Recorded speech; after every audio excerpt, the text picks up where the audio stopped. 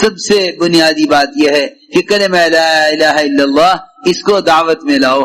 ہر مسلمان کا سب سے پہلا کام یہ ہے کہ وہ روزانہ اس طرح لا الہ الا اللہ کی طرف دعوت دے جس طرح روزانہ صبح شام کھانا کھانا اپنے بدن کی قوت اور غذائیت کے لیے لازم سمجھتا ہے.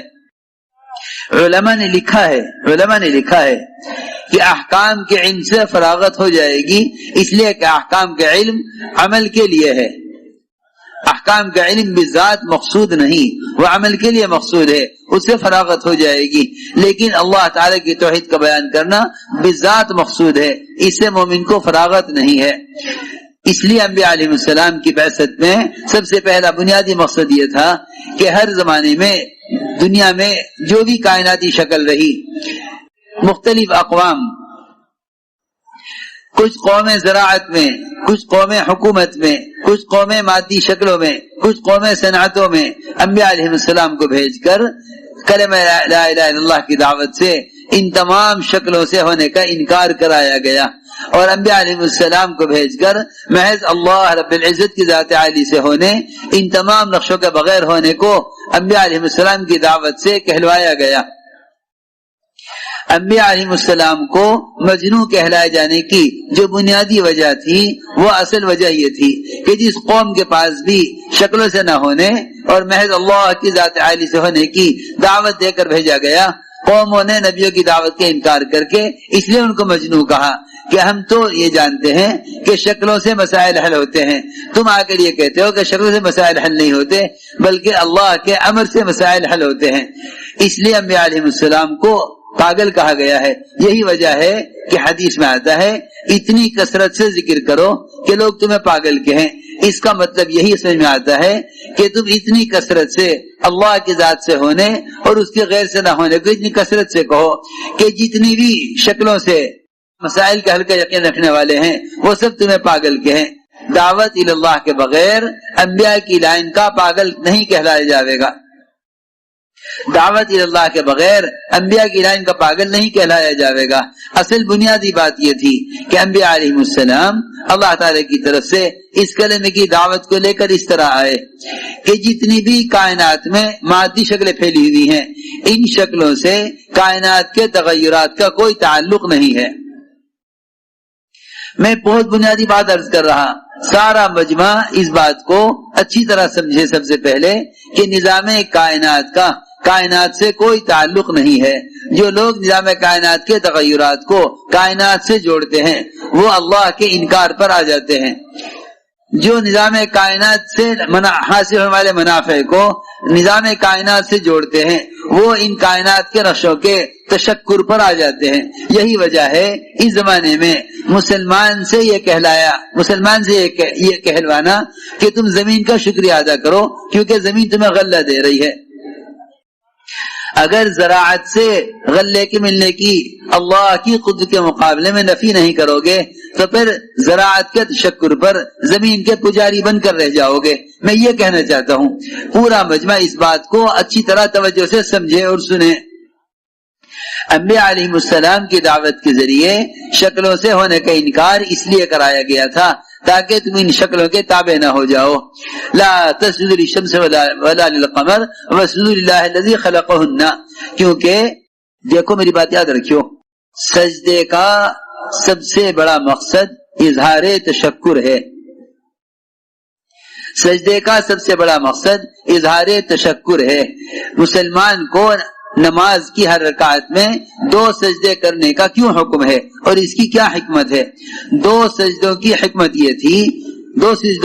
یہ تھی کہ پہلا سجدہ تو اللہ کے امر کی وجہ سے کیا تھا تمام ملائکہ نے آدم علیہ السلام کو. دوسرا سجدہ جو کیا تھا ملائکہ نے وہ اس لیے کیا تھا کہ ابلیس نے کیونکہ سجدہ نہیں کیا اللہ نے اس کو اپنے دربار سے نکال دیا. دوسرا سجدہ اظہار تشکر میں ہے. میں کچھ ضروری بات عرض کرنا چاہتا ہوں. جب ہم کائنات کے نقشوں کے تشکر پر آ جائیں گے تو یہ تشکر ہمیں ان کائنات کے نقشوں کی طرف جھکا دے گا. میں یہ عرض کرنا چاہتا ہوں میں یہ عرض کرنا چاہتا ہوں کہ اگر ہم کائنات کے نقشوں کے تشکر پر آ گئے تو یہ تشکر ہمیں ان نقشوں کی طرف جھکا دے گا. میں تم سے صراحتاً کہہ رہا ہوں کہ مسلمان سے اس کا مطالبہ ہونا کہ تم زمین کا شکریہ ادا کرو کہ زمین غلہ دے رہی ہے، نہیں، تم زمین سے غلے کا ملنے کا انکار کرو. شکر کا تقاضا یہ ہے کہ تم زمین سے ملنے کا انکار کرو. ابراہیم علیہ السلام نے شکر اور شرک ان دونوں کا فرق اس طرح بتلا دیا. اللہ نے فرمایا ابراہیم علیہ السلام کے بارے میں لم یکن من المشرکین شاکرا لانعمہ، کہ مشرک نہیں تھے بلکہ شاکر تھے. کیا مطلب ہے؟ مطلب یہ ہے کہ شکلوں سے ملنے کا انکار کیا. ساری شکلیں نمرود کے قبضے میں تھی، ساری شکلیں نمرود کے قبضے میں تھی. وہ ان شکلوں پر قابض ہونے کی وجہ سے الوہیت کا دعویٰ کرتا تھا کہ کیونکہ میرے قبضے میں شکلیں ہیں اور شکلوں کے بغیر تم پل نہیں سکتے، لہذا مجھے بڑا مانو تو پھر میں تمہیں شکلوں سے پالوں گا. یہ بات ابراہیم علیہ السلام کو چبھتی تھی، کیونکہ ابراہیم علیہ السلام ان انبیاء میں سے ہیں جن کو اللہ تعالی نے براہ راست ہدایت دی ہے. اللہ نے براہ راست ہدایت دی ہے. ان میں سے ابراہیم علیہ السلام ہیں. ابراہیم علیہ السلام کو اس بات کی الجھن تھی کہ جب پالنے والے اللہ ہیں تو پھر پلنے کی نسبت اللہ کے غیر کی طرف کیسے ہو سکتی ہے. سوال کیا ماں سے کہ کون پالتا ہے؟ کہ تجھے میں پالتی ہوں. تجھے کون پالتا ہے؟ کہ آزر پالتا ہے. آزر کو کون پالتا ہے؟ کہ نمرود پالتا ہے. نمرود کو کون پالتا ہے؟ یہاں آ کر پلنے کا سلسلہ ختم ہو گیا، کیونکہ پالنے والے نمرود کو سمجھا جاتا تھا. ابراہیم علیہ السلام کو اس بات کی الجھن تھی کہ جب جسمانی اعضاء کے اعتبار سے میں، میری ماں، میرا باپ اور نمرود سب برابر ہیں تو پھر پالنے کی نسبت اس کی طرف کیوں ہے؟ پالنے والا کوئی اور ہوگا. میں عرض کرنا چاہتا ہوں کہ شکلوں کے انکار پر ابراہیم علیہ السلام پر احوال آئے کہ تم پہلے ہمیں بڑا مانو، ہم تمہیں غلہ دیں گے. ابراہیم علیہ السلام نے ساری شکلوں کا انکار کیا، نمرود نے غلہ بند کر دیا. اس زمانے میں بھی مسلمان اس کوشش میں ہے کہ ہم اگر ان کے اظہار شکر پر آ جاویں تو پھر یہ ہمیں کچھ دے دیں گے. میری بات وجہ سے سننا. مسلمان یہ سوچتا ہے کہ اگر ایک بات میں باطل کی بات مان لی جاوے تو پھر یہ ہمیں حق کے معاملے میں کچھ کام کرنے کی گنجائش دے دیں گے. ایسا ہرگز نہیں ہے. جو اللہ کے غیر سے امید رکھتا ہے اللہ اسے اپنے غیر کے حوالے کر دیتے ہیں. اس کی کوئی گنجائش نہیں کہ جتنے بھی مادی اسباب ہیں کسی بھی مادی سبب کا شکریہ ادا کیا جائے، اس لیے کہ شکر کا حق صرف اللہ کے لیے ہے. اللہ کے سامنے جھکنا اس کے اظہار تشکر کے لیے ہے، اور یہی ہے عبادت کا خلاصہ. حضور اکرم صلی اللہ علیہ وسلم نے اپنے آپ کو عبادت میں تھکایا. حضرت عائشہ نے عرض کیا اللہ نے سارے گناہ معاف کر دیے تو آپ اتنے عبادت کیوں کر رہے؟ فرمایا افلا اکون عبدا شکورا، فرمایا عبدا عابدا نہیں فرمایا کہ افلا اکون عبدا شکورا، کہ شکر گزار بندہ کیوں نہ بنوں. معلوم ہوتا ہے کہ کثرت شکر کثرت عبادت ہے، کثرت شکر کثرت عبادت ہے. تو میرے دوستو، بزرگوں، عزیزو، ساری بات کا خلاصہ یہ ہوا کہ ابراہیم علیہ السلام نے ساری شکلوں کا انکار کیا، اس پر نمرود نے غلہ بند کر دیا. اللہ رب العزت نے شکلوں کے انکار پر زمین سے غلہ اگا کر دینے کے بجائے اس مٹی کو ہی اللہ نے آٹے میں تبدیل کر دیا کہ اگر یہ تم سے غلہ روکیں گے تو ہم مٹی سے غلہ اگا کر تمہیں نہیں دیں گے، بلکہ ہم مٹی کو ہی غلہ بنائیں گے. میں جو عرض کرنا چاہتا ہوں وہ یہ بات تھی، تم شکلوں کے انکار پر آؤ تو ہم تمہیں شکلوں کے بغیر کامیاب کر کے دکھلاویں گے. بات اصل یہ تھی کہ ابراہیم علیہ السلام نے جو مٹی گھر کی لپائی اور ضرورت کے لیے، گھر کی تعمیر کے لیے رکھی تھی، اللہ نے اس مٹی کو ہی آٹے میں تبدیل کر دیا. اصل بات یہ تھی کہ تم کائنات کی شکلوں کا قدرت کے مقابلے میں انکار کرو. اصل بات یہ ہے کہ اگر مسلمان تمام مادی شکلوں اور کائنات کے نقشوں کے انکار پر نہیں آیا تو پھر یہ کائنات کی شکلیں اس کے اللہ کے درمیان حائل ہو جائیں گی. نجومی وہ کہلاتے ہیں جو ستاروں کے پجاری ہیں، نجومی کہلاتے ہیں جو ستاروں کے پجاری ہیں. مجوسی کہلاتے ہیں جو سورج کے پجاری ہیں. اسی طرح زمین کے بھی پجاری ہوتے ہیں جو زمین کو معبود سمجھ بیٹھتے ہیں، یہ سمجھ کر کہ زمین غلہ دے رہی ہے۔ میرے دوستو، بزرگوں، عزیزوں، ہر نفع نقصان کی چیز سے اس نفع نقصان کا تاثر کر لینا ہمیں اس چیز کے تابع کر دے گا۔ اس لیے کہا سب سے بنیادی بات یہ ہے کہ اللہ کے غیر کا انکار کرو اللہ کے مقابلے میں۔ نجومیوں کا، ستاروں کے انکار سے نجومیوں کا انکار کرنا اصل ہے۔ حضور اکرم صلی اللہ علیہ وسلم نے اپنے صحابہ کو ایمان اس طرح سکھلایا۔ حدیبیہ کی رات میں بارش ہوئی، فرمایا حضور اکرم صلی اللہ علیہ وسلم نے کہ جو یہ کہے گا بارش فلاں ستارے سے ہوئی، وہ اللہ کا انکار کرنے والا اور ستاروں پر ایمان رکھنے والا ہے۔ جو یہ کہے گا کہ بارش اللہ کے حکم سے ہوئی، وہ ستاروں کا انکار کرنے والا اللہ پر ایمان رکھنے والا ہے۔ یہ ایک میں نے وجہ بتائی، ورنہ اس زمانے میں عام طور سے لوگ یہ سمجھتے ہیں کہ کائنات کا نظام کائنات سے چل رہا ہے۔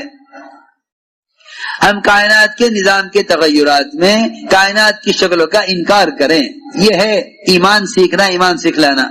کائنات کے جتنے بھی تغیرات ہیں ان کے تغیر کا تعلق کائنات کے نقشوں سے نہیں ہے۔ سائنس کا خلاصہ یہ ہے کہ نظام کائنات سے چل رہا۔ ایمان کا تقاضا یہ ہے کہ نظام کائنات براہ راست خالق کائنات سے چل رہا ہے۔ حضور اکرم صلی اللہ علیہ وسلم نے ہر موقع پر اپنے صحابہ کے ذہن کو ظاہری شکلوں سے ہٹا کر اللہ کے امر کی طرف پھیرا۔ ایک صحابی نے آ کے عرض کیا اونٹوں میں خارش پھیل گئی۔ آپ نے فرمایا اونٹوں میں خارش کیسے پھیل گئی؟ صحابی نے عرض کیا ایک اونٹ کو ہوئی تھی پھر سب کو ہو گئی۔ آپ نے فرمایا پہلے اونٹ کو کہاں سے ہوئی؟ یہ بتلانے کے لیے کہ اونٹوں میں خارش اونٹوں سے نہیں، ایک اونٹ سے نہیں پھیلی، بلکہ ہر اونٹ کو براہ راست اللہ کے امر سے آئی ہے۔ اللہ رب العزت جس مرض کے لیے، جس بیمار کے لیے فیصلہ کریں گے وہ بیماری اللہ کے امر سے آئے گی، وہ بیماری اللہ کے امر سے آئے گی۔ عبداللہ ابن عمر رضی اللہ تعالیٰ عنہ کوڑ کے یعنی مجزوم کے ساتھ بیٹھ کر ایک پلیٹ میں کھانا کھاتے تھے۔ لوگ کہتے تھے اسے جذام کی بیماری ہے، آپ اس پلیٹ میں کھانا نہ کھائیں۔ فرماتے تھے جذام کی بیماری کا امر اللہ کی طرف سے اس کے لیے ہے، میرے لیے نہیں ہے۔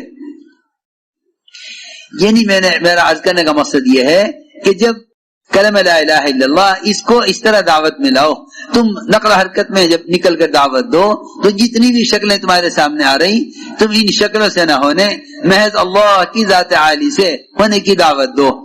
انبیاء علیہ السلام کو جس طرح کلمے کی دعوت دے کر بھیجا گیا ہے اس کلمے کی دعوت کا اصل طریقہ وہ ہے جو میں عرض کر رہا کہ تمام مادی شکل کا انکار کیا۔ ہم مادی شکلوں کو چھوڑنے کو نہیں کہتے، البتہ اس سے ہونے کے انکار پر اصرار کرتے ہیں، ان سے ہونے کے انکار پر اصرار کرتے ہیں۔ کیوں حضرت فرماتے تھے اللہ کی ذات عالی سے براہ راست فائدے اٹھانے کے لیے کائنات کی شکل کا یقین کرنا شرط ہے۔ اگر یعنی کائنات کی شکل کا یقین ہے تو قدرت سے استفادہ نہیں ہو سکتا۔ اس لیے سب سے پہلے کلمہ لا الہ الا اللہ میں اللہ کے غیر کی اس طرح نفی ہے کہ جتنے بھی کائنات کی شکلیں ہیں ان ساری شکلوں سے ہونے کا انکار کرو قدرت کے مقابلے میں۔ ہم مادی شکلوں کو چھوڑنے کو نہیں کہتے، البتہ اس سے ہونے کے انکار پر اصرار کرتے ہیں، ان سے ہونے کے انکار پر اصرار کرتے ہیں۔ کیوں حضرت فرماتے تھے اللہ کی ذات عالی سے براہ راست فائدے اٹھانے کے لیے کائنات کی شکل کا یقین کرنا شرط ہے۔ اگر کائنات کی شکل کا یقین ہے تو قدرت سے استفادہ نہیں ہو سکتا۔ اس لیے سب سے پہلے کلمہ لا الہ الا اللہ میں اللہ کے غیر کی اس طرح نفی ہے کہ جتنے بھی کائنات کی شکلیں ہیں ان ساری شکلوں سے ہونے کا انکار کرو قدرت کے مقابلے میں۔